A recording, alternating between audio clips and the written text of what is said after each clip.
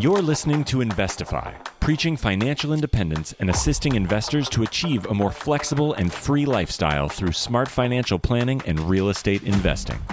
If leaving the corporate world and jumping into this thriving industry is what you desire, tune in and listen to stories of like-minded individuals who made the leap to financial independence. Equip yourself with the right tips and tricks to start your real estate journey, making active or passive ventures that are highly profitable and rewarding.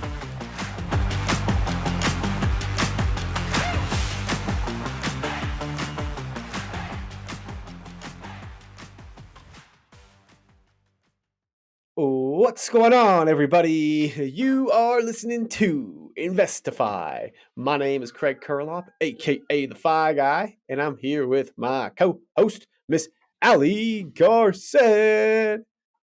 What up, Allie? What's up, Craig? Allie. I'm like cracking up behind the scenes because as soon as we started recording this intro, I cracked my knuckle. I have the bad habit of cracking my knuckles. So I think if you were to rewind and you just hear the crack. Whereas as we started the actual recording of the show, you were like whispered something like, I was like, oh yeah, I like that. I like that. Yeah. So that might actually be edited out, so you may not hear it, but know that we had a laugh before the episode of it.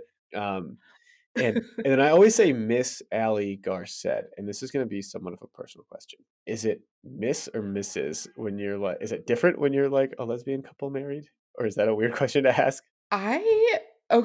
No, so it's not a difference with if we're lesbians or not, because marriage is marriage, but I don't even know the difference between Miss, like MISS, MS, and MRS. I used to think MRS was if you had kids. I don't even know the definition of it. I thought MRS is if you're married, and so then you and Britt would both be MRS.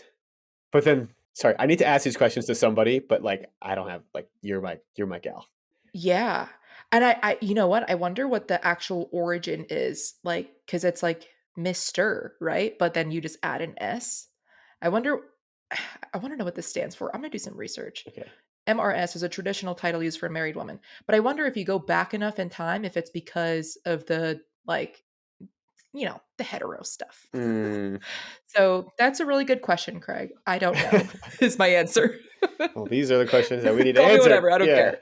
We're canceling the podcast and we're going on this today. Just kidding. Speaking of Mrs., we have Tanner Pyle, who is not a woman, but I love those good transitions. And this guy is awesome. He is a really young. He started right out of college investing, and he's 3 years in now, and it's amazing to see what you can do in just 3 years' time. And it's amazing to see like how creative he got. And he dropped some bombs today. If you're just starting out and not sure where to get started, or you don't love the interest rate environment, or you don't love where the housing prices are at, like you're going to get something from today's episode. So be sure to listen all the way through. The Final Four is actually, I would say, funnier today than usual. And so make sure you listen all the way to the end. And if you guys would please leave us a rating and review. We love to see those coming in on iTunes, on Spotify, or wherever you're listening. And check us out on YouTube too. We actually, we put these on YouTube as well. So with that being said, let's bring on Mr. Tanner Pyle. What's up, everyone? I got a super excited announcement to make. The Fi team is throwing their first ever house hacking intensive. This is going to be in Denver, Colorado, April 5th to April 7th, and we are going to dive deep in house hacking.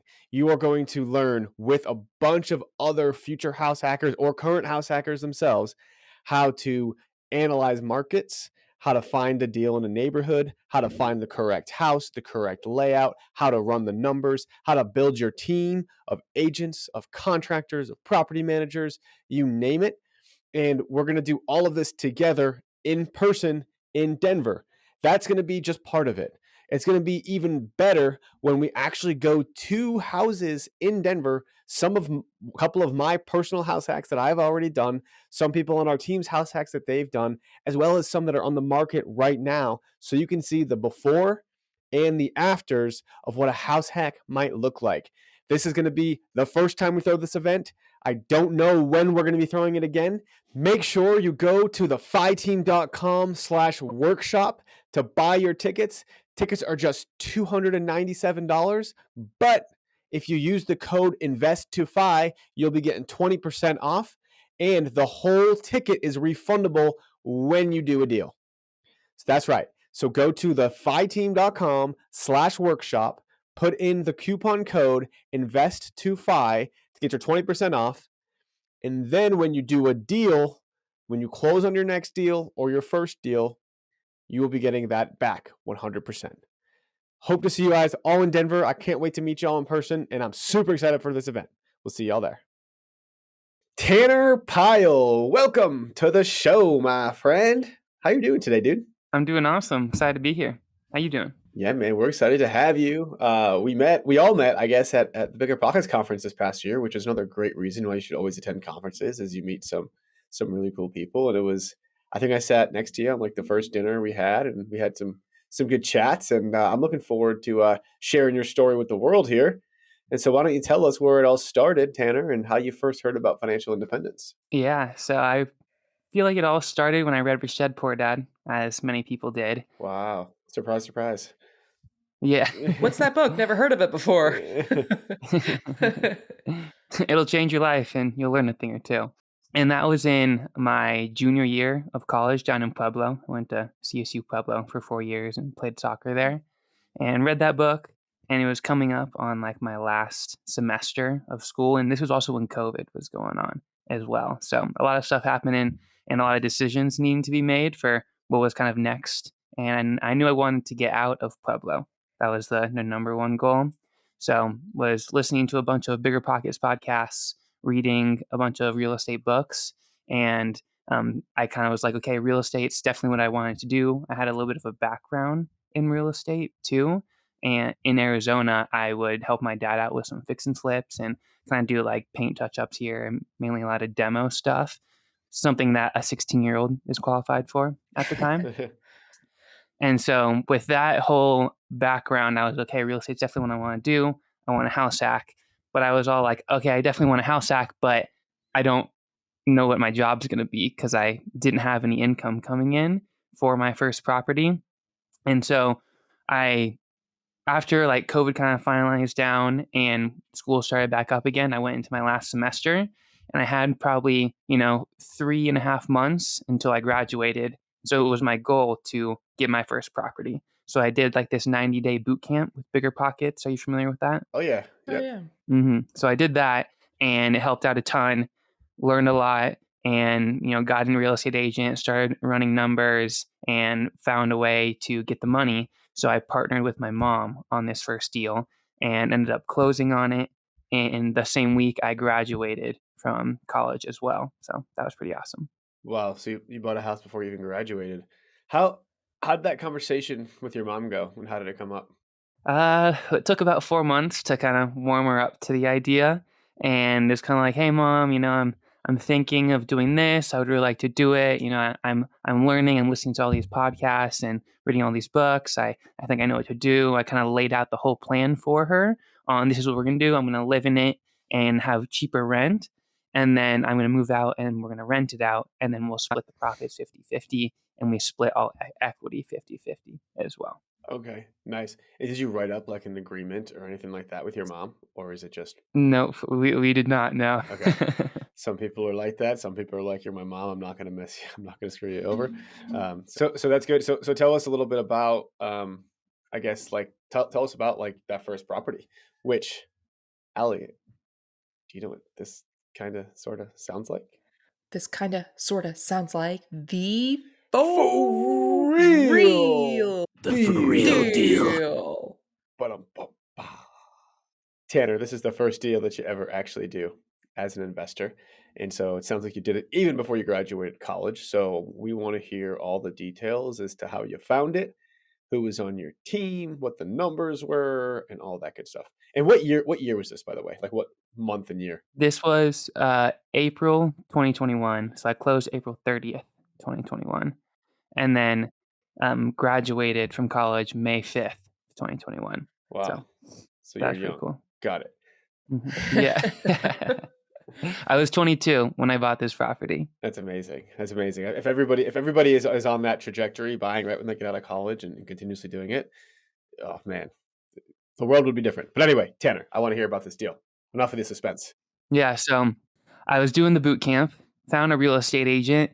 I, qualified a couple, but I feel like I should have done more qualifications because the guy said he did have some investment properties, but he had never house hacked before. So, but I didn't know any better, so I was like, okay, yeah, like as long as I find someone to help that has some experience, that's all I needed.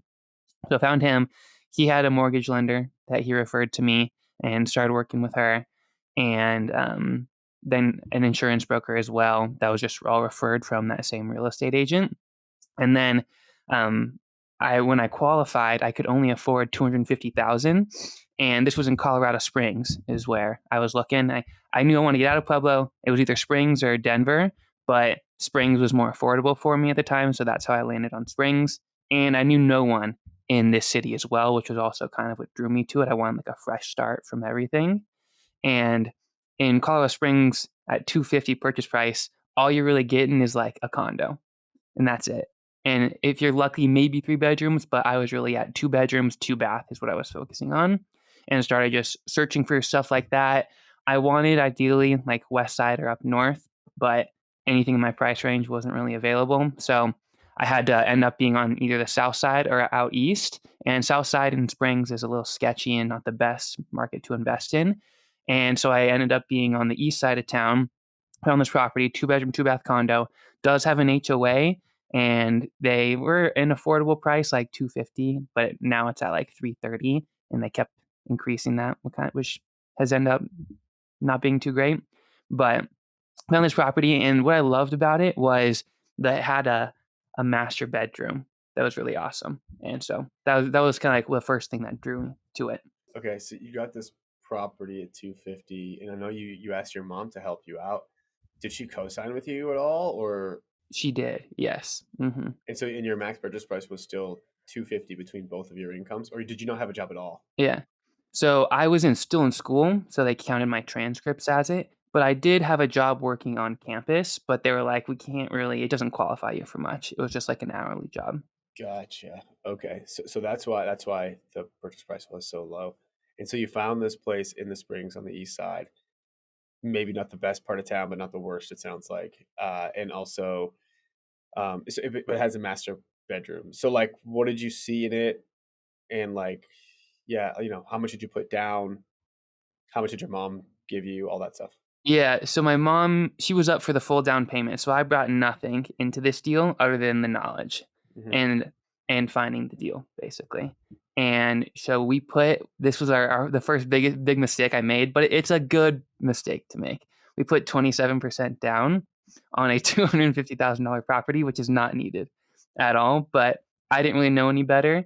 And my biggest worry was not having enough money to cover the mortgage, which was going on in my head. But it ended up working out fine, and the monthly payment was only $1,400 a month total with PITI and HOA, and I ended up renting it for $1,000, which worked out pretty good for this 1 bedroom. So what I really liked about it was I didn't have to do any fixing up to it, and it had a primary bedroom with a connected bath, a walk-in closet, and parking, which is really cool. Yeah, I think one thing that's kind of funny is that, like, you hear a lot in different podcasts and all that like, oh, I bought this house and it was like, you want to buy the most rundown house on the block and you want to fix it up and you want to there's a strategy for that, right? If you're going to burr or flip, okay. But when you're house hacking, it is way better just to buy something that's pretty much turnkey, so you can get in there, get it rented, start collecting rent, start saving on rent, and then you can at least buy your next one in exactly 1 year later. Like, that's the whole purpose of house hacking. And so it sounds like here, in 2021, interest rates were low, prices were lower. But in 2021, people thought prices were very high. Let me just say that. Like, everyone thought that was the peak.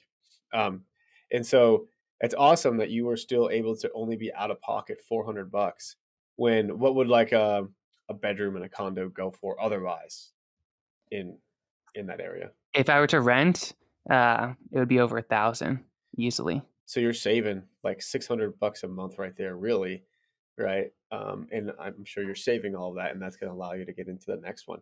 And so what is that property doing, once you moved out of it? What did you do with that property? I moved out. I didn't do any repairs to this, maybe like a few nicks in the wall or something like that. and then found a renter, used Facebook Marketplace, Zillow, and apartments.com. And he ended up coming through apartments.com, and he was a military guy that was moving into the city, and he had like some tech job as an engineer, and signed him up with a lease, and he's still been in there since, and he keeps really good care of it, and he's also looking for a house too. So hopefully we can help him find a house. So that'd be awesome. Nice. Yeah. Yeah, that would be. I want to go back to how, being that you knew nobody in Colorado Springs, you didn't really know the area, but you knew enough to know what pockets you wanted to kind of steer toward and away from. How did you do that research? For someone else that's like also planning on getting a fresh start, moving to a new city. I know Colorado Springs specifically. I also have a condo, 2 bed, 2 bath on the east side of the Springs. So like, how did you narrow down that area? I kind of just leaned on my real estate agent's knowledge and then watched some YouTube videos. And I had been to Springs a little bit to kind of get a feel. And whenever we would go look at houses, I could, you can, there's a feeling around each neighborhood just by looking at it and the curb appeal and what type of vehicles are on the street. And so that all kind of just told me what neighborhoods would be ideal for long-term appreciation for the property I was looking to buy. I love that you mentioned YouTube. That's like, I tell all the agents on my crew, like, if you want a way to generate clients, leads, just talk about the city that you're in. Like, you know it. Even if you've lived there only for maybe 2 years, like, you know what you like, what you don't like. So just like tell your opinion. Like, hey, we have no lights outside because Tucson is super big into the stars. So you're gonna be walking around in the complete dark at night, or whatever it is. Or anyway, people go to YouTube and Google to educate themselves. So that's just my small rant there. Yeah, I love that. Definitely. I mean, I think there's a lot of different places to, I think there's like even investor specific, like city specific podcasts for your area. Um, I know there's one in Denver. I'm sure there's one in Tucson, and perhaps there's one in Colorado Springs. But wherever you're at, like, just do some of that research for sure. All right, Tanner. So deal number one. What did you say that the military guy was renting the house for? 1850. 1850. So after expenses and stuff, maybe your cash flow like a little bit each month. Are you splitting that each month with your mom, or like do you guys just have like an account, and once it hits a certain number that way? Mm-hmm. Okay. So we put it into a savings account, and I kind of just hold on to it for reserves or anything. And we had a water heater burst last week, so a good amount of it went to that, but it didn't like make a huge dent in it. And I'm mainly saving it to pay off my student loans in full. And so that's the plan for it. And I'm pretty close to paying all of them off. It's only a small amount of student loan debt, so that's pretty cool. Nice. Good for you, man. I love that. So then where did you go next? So now I'm like all in on bigger pockets. I'm a real estate agent at this time, so I'm able to represent myself on my own deal, and had been saving up because I'm only paying $400 a month in rent to myself, basically. And I wanted to go into the multifamily space, so I found a duplex on the west side of town with an awesome view of Pikes Peak. It's really sweet. That's awesome. And so being a real estate agent, so I guess why did you get your license? I needed a job, and I was paid to get my license. So that's how I ended up getting it, because I started working for a company. They paid me to get my license, and like, okay, well, you can be an agent for us now. And they started giving me leads, and it was a salaried W-2 position at the time. So that's kind of how I just fell into it. And then I kind of just kept on being a real estate agent and helped myself basically buy my next property. So I got a question for you. Like, how do you like it being as a base plus smaller commission versus being like a traditional agent where it's all commission? I think it made me grow more when I switched over to being 1099, getting the full commission with no base salary, because it forced me to learn about business. And being a real estate investor, you need to understand business. And so I really liked that when I switched over, that it forced me to learn that a lot more. Because when I was just a W-2 salary with small commission, I wasn't challenged enough to push myself to get my next property. I can see that. It's funny how the things that you feel like are safety nets are actually holding you back, right? It's just that, like, imagine getting caught in a safety. Imagine getting caught in a net. Trying to get out of that net is very difficult, right? And so maybe that's an analogy for you. We'll hit up David Green, and maybe he'll say it on the next Bigger Pockets podcast. Yeah. Awesome, man. So, okay, so now you're buying the second house. I suspect at the time you're able to buy that house because of your base salary, though, right? So that is probably a plus side to it. Yes. Exactly. So I basically bought this property and then like a couple months later switched to being a 1099 real estate agent so I could get the property. Gotcha. So tell us a little bit about this one. It sounds like it might have been a little more expensive. And I bought it at the absolute peak of the market April as well. 22. Yep. Yeah, it was May of 2022 is what it Okay. was. Yep. It was like May 6th or something like that that we actually closed on it. So basically the top, and bought it for 600, and it's a duplex on the west side. But most duplexes on the west side are 2 bedroom, 1 bath. And what really stuck out to me about this one was that each unit is a 3 bedroom, 2 bath with a 1 car garage on each unit. Nice. And it does need quite a bit of rehab done to it. It was built in the 1980s. So it's all just the same kitchen layout and flooring. So I'm in the process of moving out of that one and starting the rehab to fix it up and turn it into a short-term rental. Okay. And how much did you put down on the second one? Was this just an MLS deal? It was an MLS deal, yeah. And I put down 15% because I tried doing FHA, but this was at a time where if you had a cosigner on the loan, the cosigner had to live in the property with you. So my mom lives in Dallas, and so she had to live in the property with me in order to do an FHA loan, which I couldn't do that, so I had to do 15% down. But at the same time this was going on, I had been speaking with my grandpa about being a private lender for a future deal and kind of warming him up to it and the idea of it. So he ended up lending me the difference that I needed. So I still put my FHA amount down personally, but he gave me a loan for 60,000 that I pay him back monthly for the property. And we end up doing 60,000 at 6% interest, and I pay him $600 a month. Wow. So 6% interest probably sounds pretty good, like right now in this moment like when interest rates are at 7-8% in 2023.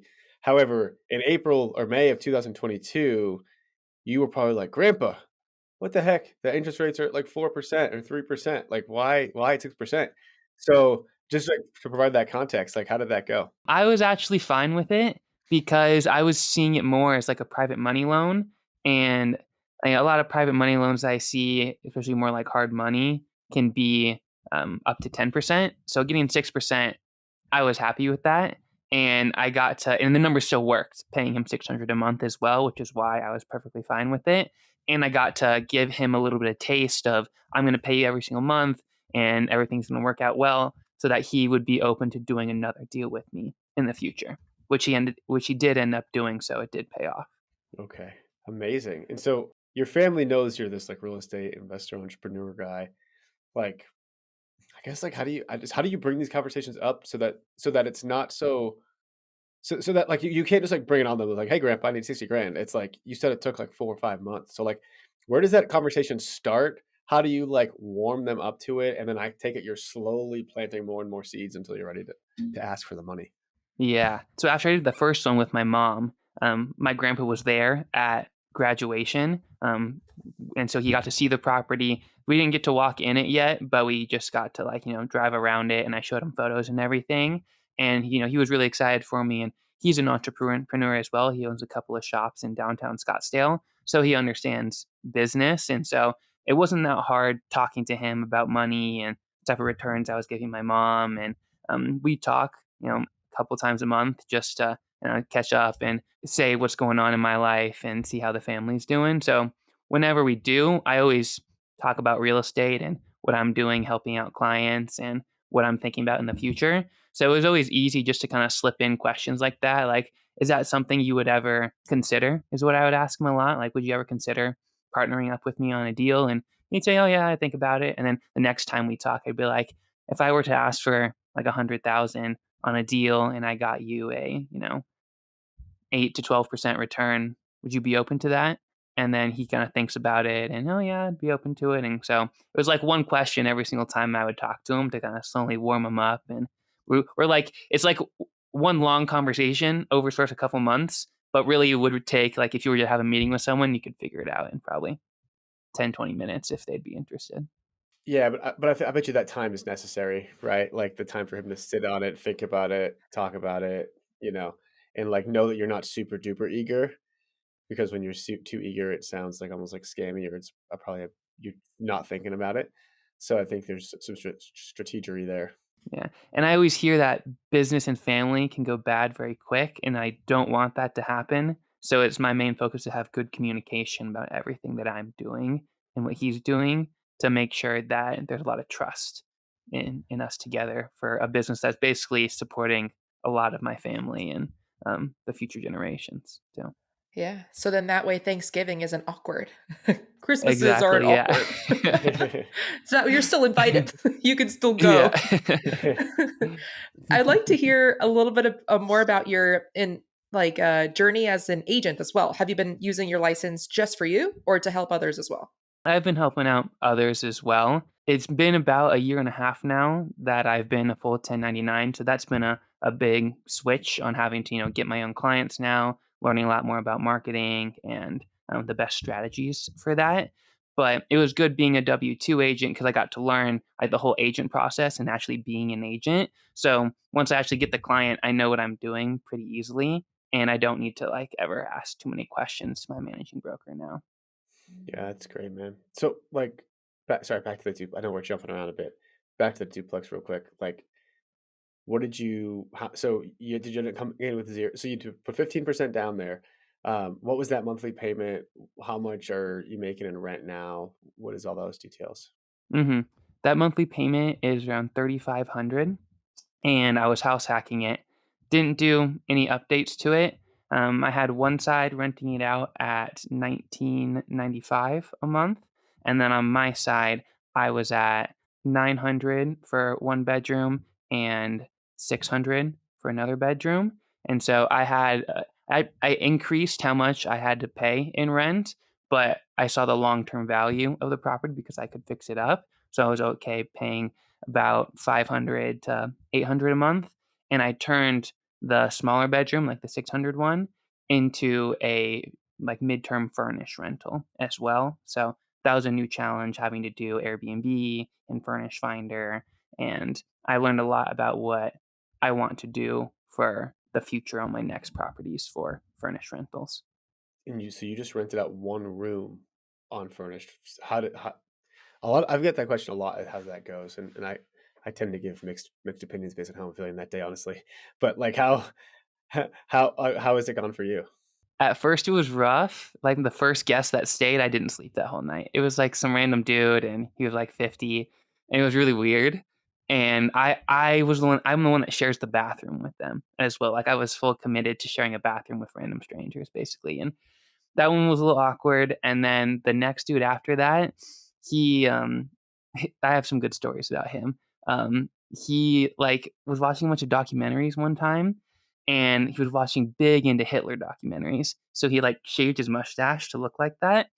And then one morning I like walk out into the hallway and he's in his underwear looking at one of like the art pieces I had up and just stares at me and doesn't say anything. And I'm like, what is going on right now? And he has his Hitler mustache and Oh my everything. So gosh. that was a Oh. crazy experience. And then after that, the next day, my roommate upstairs was like, yeah, I'm moving out. And he couldn't do it Oh. anymore. Uh, And so my gosh. that was a crazy experience. And so he moved out. But then once he moved out, no one weird came after that. Everyone else was pretty cool and normal. And then I ended up finding a travel nurse that wanted to stay for about 2.5 months. So that worked out really well. And I was done with all the cleaning and stuff because I can clean my own bathroom, but having to clean the bedroom every single weekend was just a lot of work. And I didn't always have the time for it. Yeah. Did you vet these people coming in, the Hitler guy and No, since it was on Airbnb, it wasn't like I would ask them a couple of questions, why are you coming, type of a thing. And they're like, when they say, oh, yeah, we're here, I'm visiting, or some people would be like, oh, I'm coming down from Denver to visit some family. And most of them, probably of like the 20 people that stayed, 18 of them, 17, 18 of them were pretty good. The other like 2 to 3 were like, what's going on here, type of a thing. So, yeah. Dang.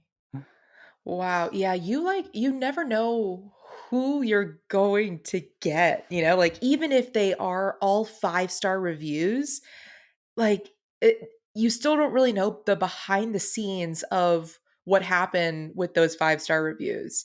You know, like Mm-hmm. some hosts will give 5-star reviews just to make sure that like they leave on good terms, in order to get their security deposit money because that tenant or guest caused damage. Like 5-star review doesn't mean what everyone usually thinks of when they think of 5-star review. As you're Mm-hmm. telling that story, have you guys heard of oh my couch no Oh, couch couch surfers? surfing?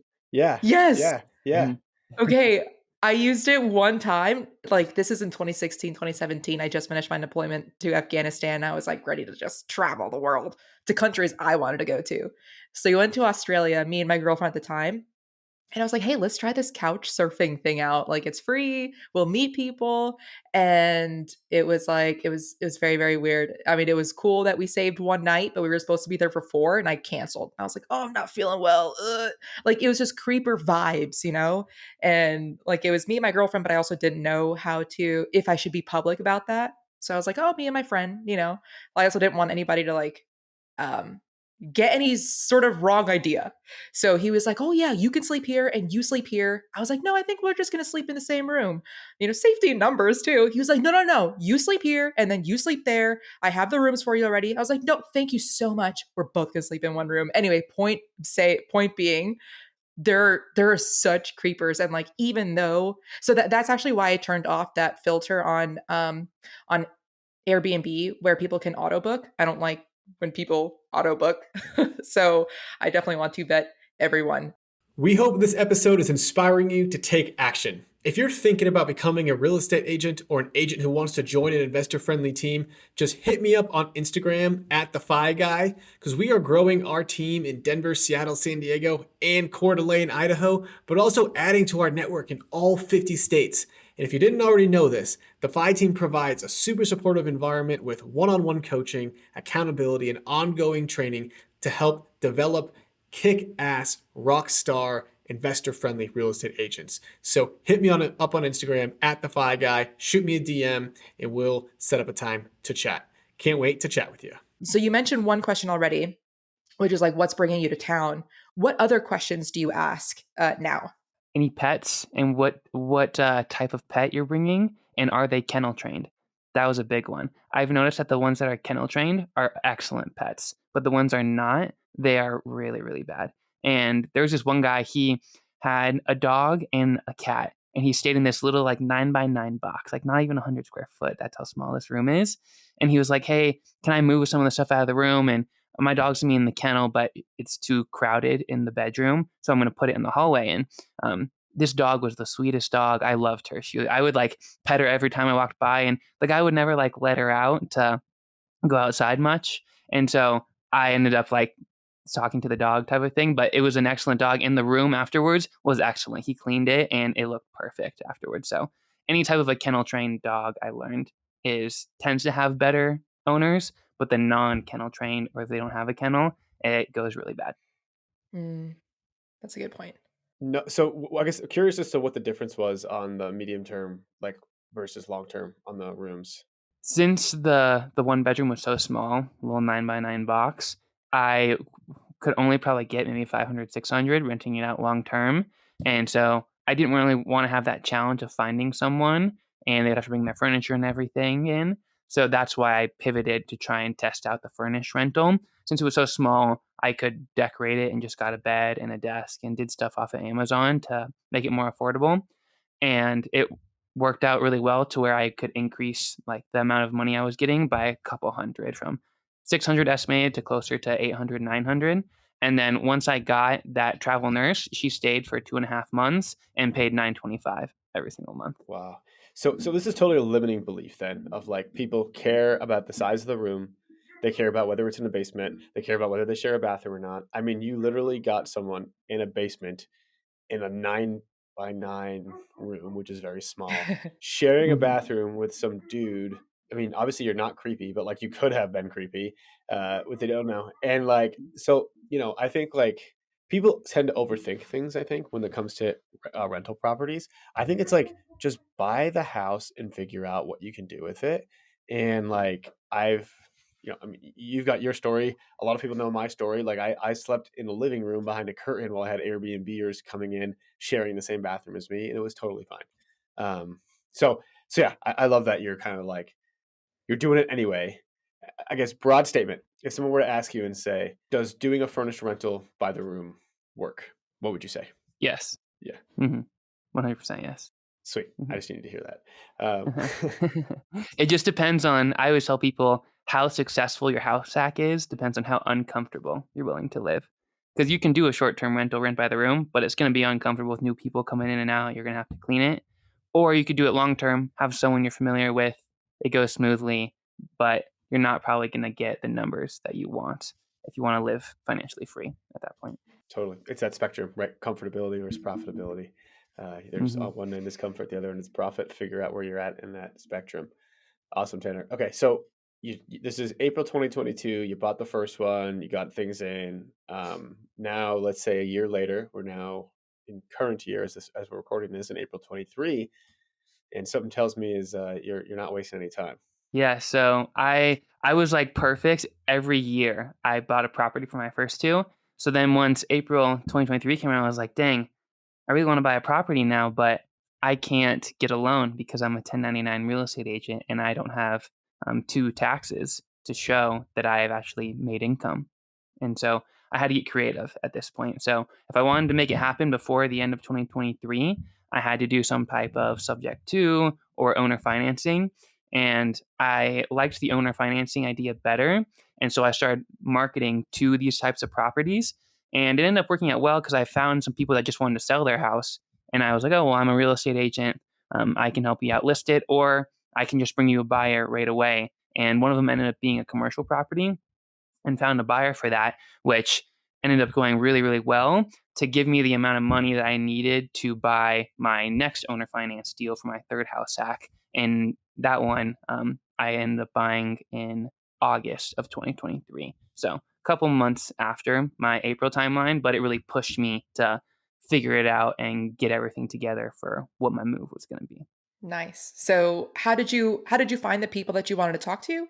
And what was your opening line? What was the conversation like? So on this one, it was actually on the MLS, and I can sort it by an owner carry is what it is in the Springs MLS. And they had done a couple of them before, so I just called up the real estate agent. The agent happened to also be the owner of the property, so that started off really well. And when she picked up the phone, I was like, hey, I'm interested in the owner financing, but these are the terms I'm able to do. So I told her my terms right off the bat. So I said, I'm willing to do like a low down payment, probably 5-10%, and I'm going to need to have a low interest rate. Those are like kind of my criteria to make the numbers work, because we're getting into at this point where rates are above 7 and pushing 8% at this point.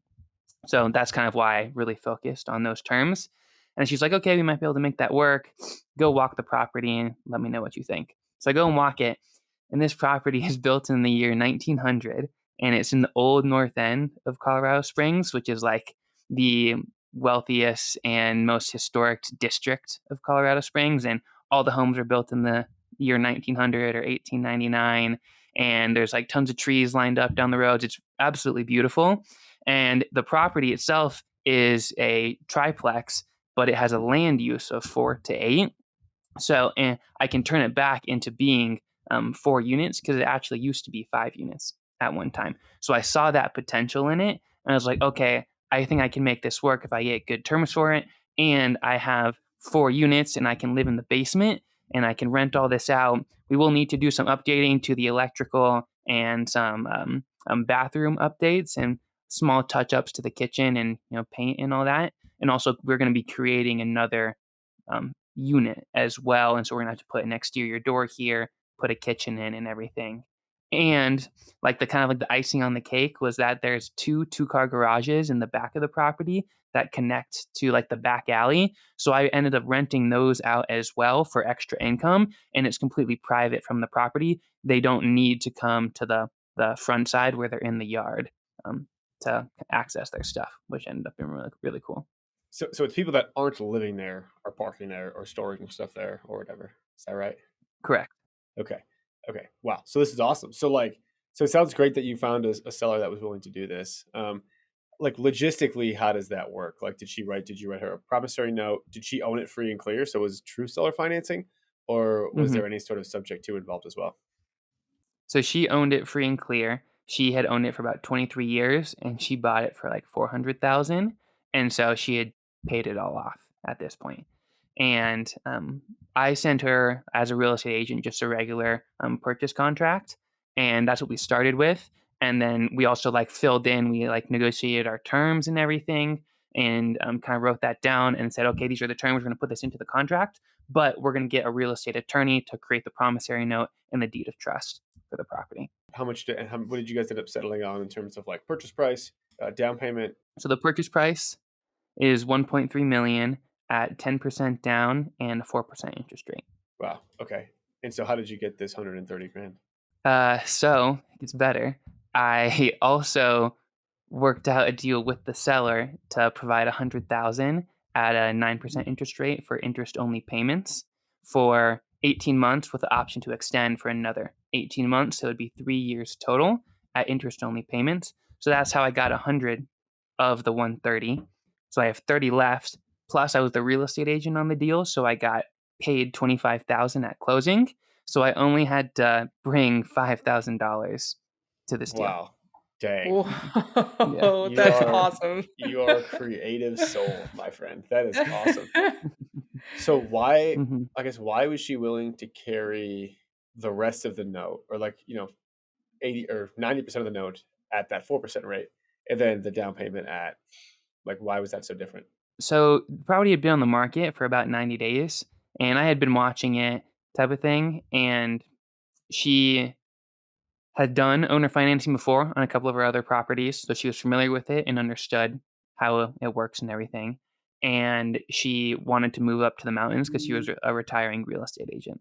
And she just really wanted to get up there. They had already moved out of the house as well, and they were basically already in the mountains, or just this property is the only thing that keeps them coming back. So I, presented my offer of what I could do. And once we had met a couple of times as well, and I met her husband, and we she toured the whole entire property to me. We all got along. I let them know what my goals were as a young real estate investor. And I think they were excited and glad to see someone that was starting young like she did and wanted to help me out. And so that really worked out of creating a connection and almost like a friendship with the previous owners. That's perfect. So then what were like what's your monthly payment to them? So to them, the um, principal and interest for the 100 and with the 1.3 million purchase price is about 5,500, and then for the 100,000, I pay interest only of, I think it's like 750 a month, and then we haven't gotten to the rehab process yet. So for the rehab, I have 125 available. I'm trying to keep it to below 100, but I got a little extra to make sure the transition goes smoothly from purchasing the property and rehabbing it, and kind of going through the slower months of short-term rentals. So I got 125 from my grandpa because we had done our last deal together, and he liked the idea of it. I let him know my plan and everything, and he was all for it. And so I pay him about $930 a month. So it ends up being close to around 7,500, 8,000 total of all the debt on the property. Okay. And so did you already pay your grandpa back the 60K? The original 60K?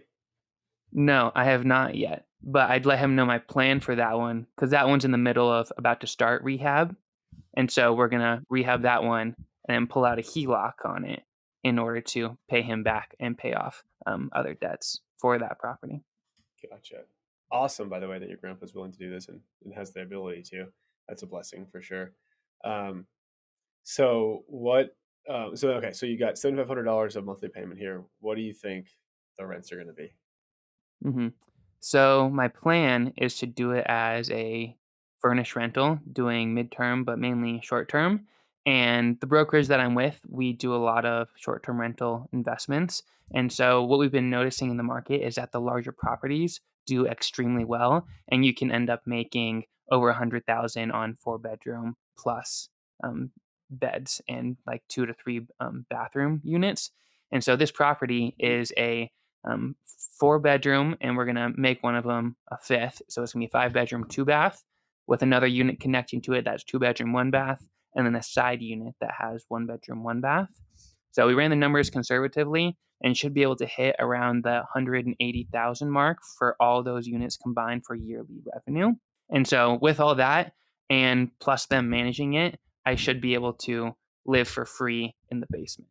But if I do have to pay a little bit, I'm fine with that because it's going to be very minimal for what I have to pay in rent just to live in the basement. Yeah, and then you'll be able to rent it. Is the basement like rentable?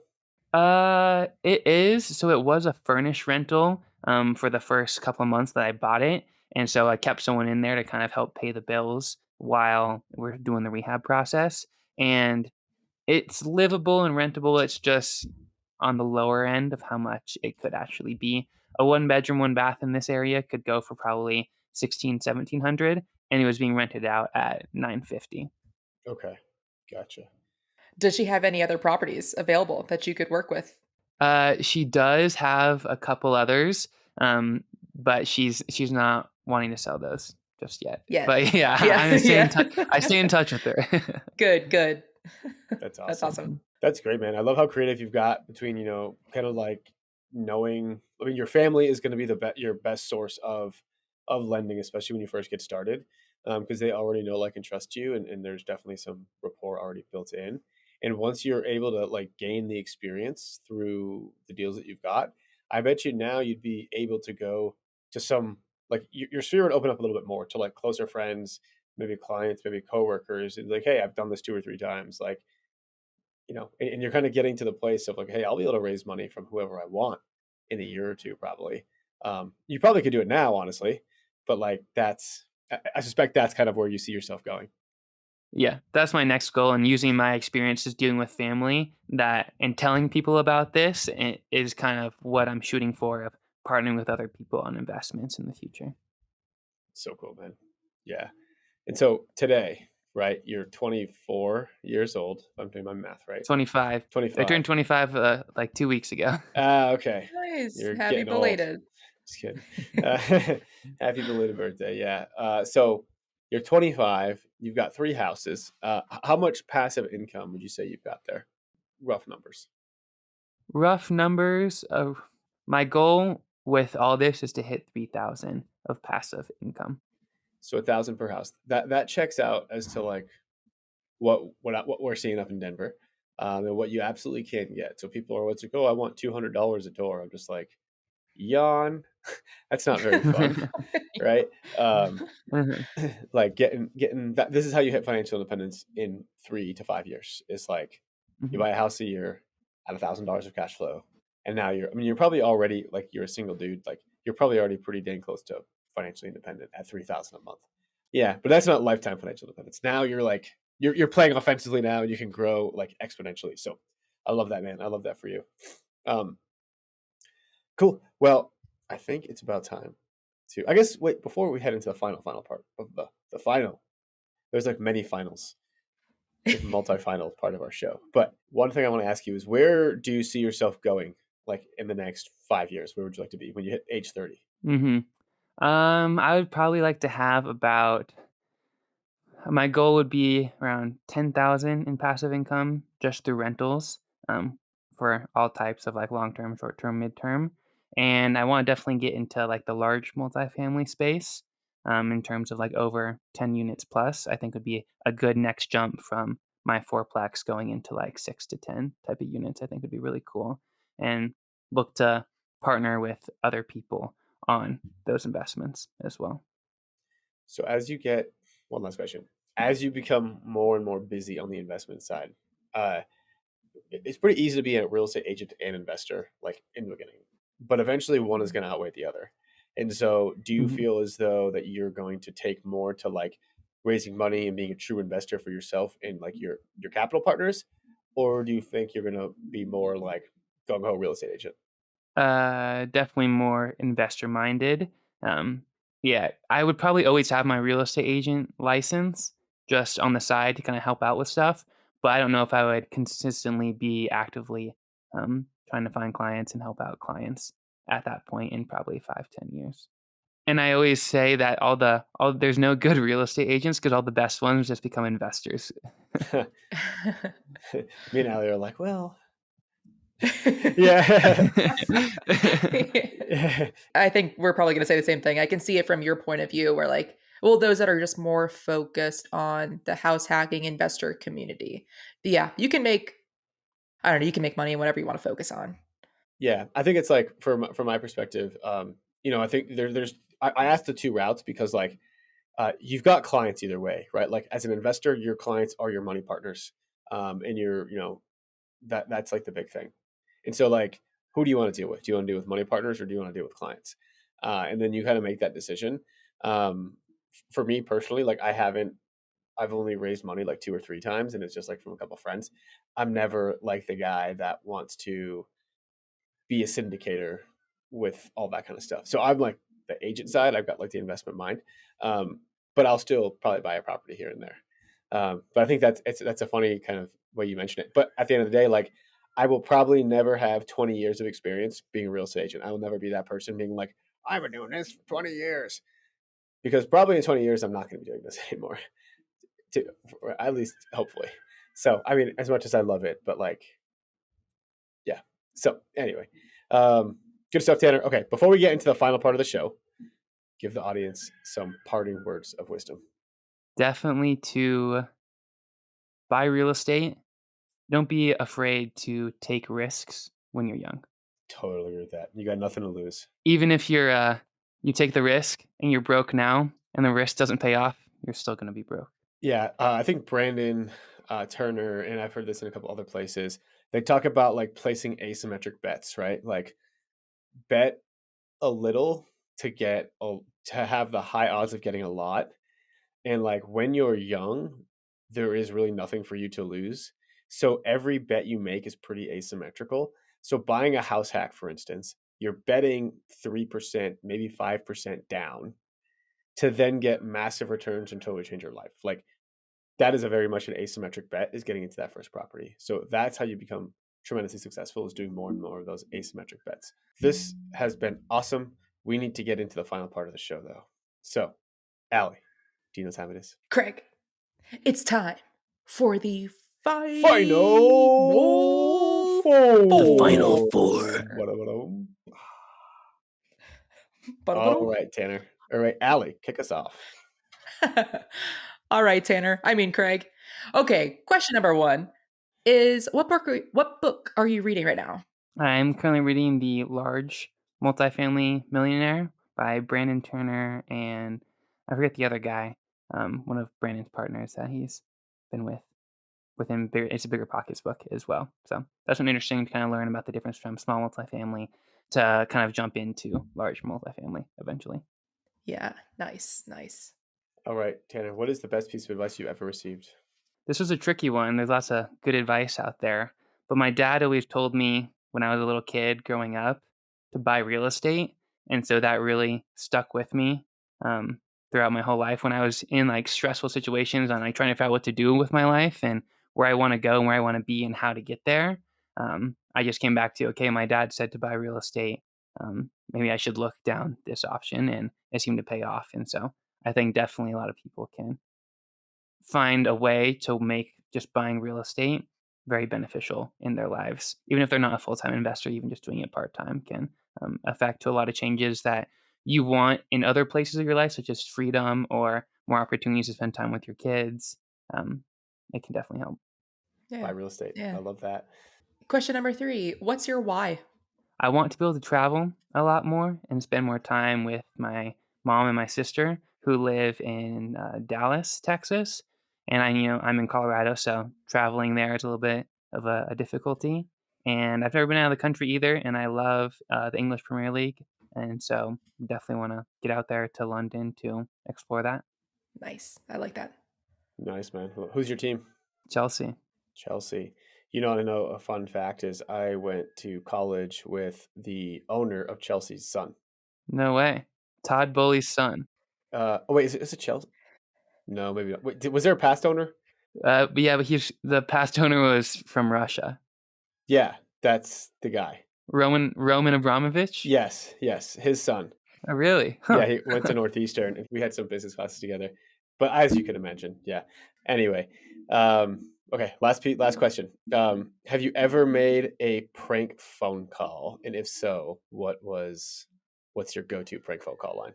Yeah, we would, like, at, like, sleepovers and stuff or just hanging out, we would call people and act like we, like, had a pizza delivery for them, and yeah, just kinda fake like we had a pizza delivery for them, and then, like, take their order and be like, "It's ready, it's here, like, we're outside your door," type of thing, so, That's funny. yeah. What's funny is that was mine too. That was our go-to as well, the pizza delivery. Yeah. That was one of What was yours, Craig? that was one of ours. We did that one, or we would like get on the phone, and this is horrible, but we'd pretend like we were like mentally challenged. I was a teenager, so this is my maturity level, and then just like talk to somebody like that and see how long they'd stay on the phone with me for. Um, yeah, and then we did a lot of ding dong ditch too. I don't know if you ever did that. We did that too. We would always get the same house. The guy would get really mad. So it was like a challenge to actually like run and hide because he would look for us and call the Yeah, cops. So that's pretty that Oh funny. my was, gosh. yeah. There was this is kind of a funny story. We were ding dong ditching in my neighborhood one time, and I went to this guy's house, rang on his doorbell, and ran away. And as I ran away, I like stepped weird and I blew out my knee. So I was in the middle of the street outside this dude's house after ding dong ditching him and like not able to walk. And my friend was already like halfway up the road, but he saw that I was hurt. So he like turned around, sprinted back to the front door, and he was like, "Oh, like my friend, like he just like we were just running around, and he busted out his knee, and he just needs some help." And so, so my friend, like quick, wicked, smart thinking, right? Like, yeah, I was like, "Oh man, this guy's awesome." And so then so the guy comes to my assistance. He's like, "Can we give you a ride home? Like, can I help you up? Do you need any water?" And I was just like, "No, no." I just denied all of the help that this guy offered. My friend was like, "What are you doing?" We asked him for help. And so, yeah, that's my favorite ding dong ditch story. All right, Tanner, where can people find out more about you? On Instagram and YouTube, I am at Tanner_pile up real estate. And I also have a podcast as well called Pile Up Real Estate. Oh, nice, man. Go Nice. check Yeah. out the podcast, check out the Instagram. And we're Mhm. looking, both me and Allie are looking forward to being on your show. Oh, Yeah. definitely. Yeah. We'll have to organize something. Awesome.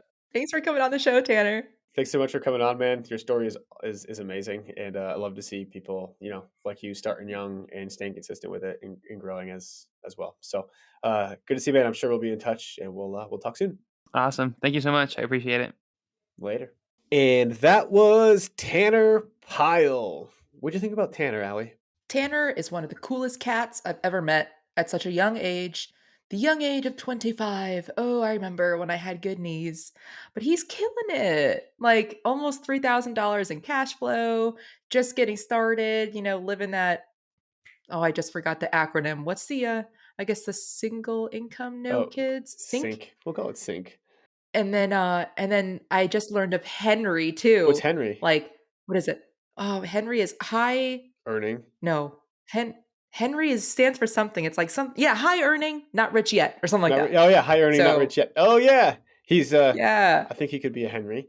He could he's a also Henry he's a Sink. Henry Sink. That could be we could change his name. He won't even know it. Yeah, Henry Sink. Tanner Pyle, who he's He's Henry Henry Sink to Sink us. now. That's right.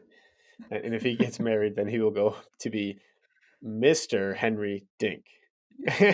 Yes. If you enjoyed today's episode, please give us a 5-star review. This was a great episode, and I really liked how he talked about how he found his properties on the MLS.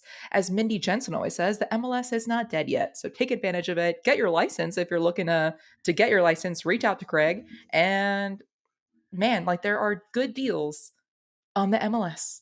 Take it from Tanner. Did you know Mindy is an acronym? Yes, we had her on our podcast Yeah. and she said that. I was like, what is this acronym you're talking about? And yeah, she told us. I was like, oh snap, that's so cool. She's the only one that makes her own name out of an acronym out of her own name. That's why we love him. That's why we love Mindy. That makes me want to make an acronym for your name. Maybe next episode. I'll think of something. You should. Maybe next episode. That'll be the homework. Yeah, let's do it. Yeah, awesome. Well, guys, thanks so much for listening all the way through. Tanner is awesome, so feel free to reach out to him. I'm sure he'd be happy to respond. And if you like what you're hearing, leave us a rating and review. Otherwise, give us a follow on Instagram. I'm the Fi Guy. Allie is Allie, the agent. And we'll see you all next week. That's it for this episode of Investify. We hope that these nuggets of real estate wisdom lead to more savvy financial planning and a clearer path towards financial freedom. For more content like this, subscribe to the show at investify.com. Don't forget to leave a rating and share it with your friends. Together, we can transform more real estate newbies into successful and clever investors. Thank you so much for listening. See you on the next one.